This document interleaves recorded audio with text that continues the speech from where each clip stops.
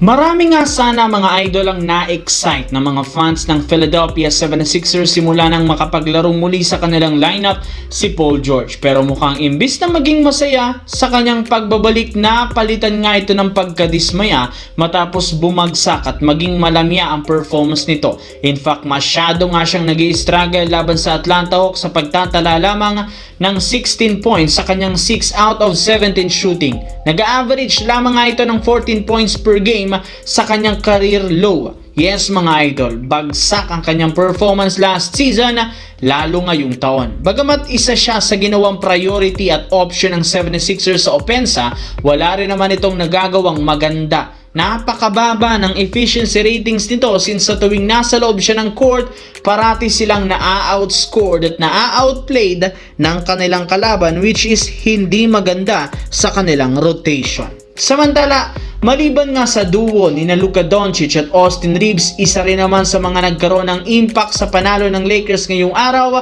ang kanilang starting center na si DeAndre Ayton, na nagtala ng double-double, 22 points, 12 rebounds sa kanyang 4 blocks at plus 14 sa efficiency ratings dahil sa patuloy ng pagiging consistent ni Ayton sa pag-average niya ng 16 points at 10 rebounds per game. Sinabi nga ng ilang mga analyst na isa siya sa top 10 best big man ngayong season sa pagiging dominante nito mapa-opensa at depensa. Hindi katulad sa mga dati niyang team, mas consistent ngayon si Ayton gumalaw, kumuha ng rebound at gumawa ng puntos. Kaya malaki ang tulong ng Lakers, especially sa kanyang mga kakampi na sina LeBron, Reeves at Luka, para mabuhay muli ang kanyang karir. At ngayon nga pong nabanggit si Ayton, maraming nagamba na matapos itong maagang umalis sa game nang sumakit bigla ang tuhod.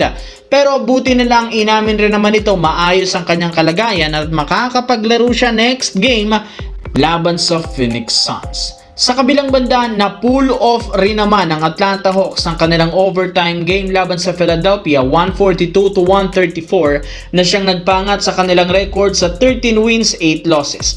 At nagawa nila yan matapos magtala ng double-digit points ang 6 na manlalaro na pinangunahan ni Jalen Johnson na mayroong 41 points, 14 rebounds, 7 assists, at si Nickeil Alexander-Walker 34 points. Napakaraming player ang Hawks na kayang magtala ng malaking puntos.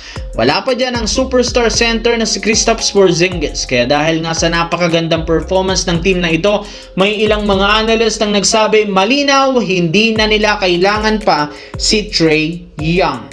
Meron na rin naman silang sapat na player ngayon para manalo at makapag-compete ng mas maayos sa Eastern Conference. Siyempre, mukhang balak na nga ng Atlanta Hawks i-trade si Trae Young sa darating na off-season. At yan ang ating dapat abangan.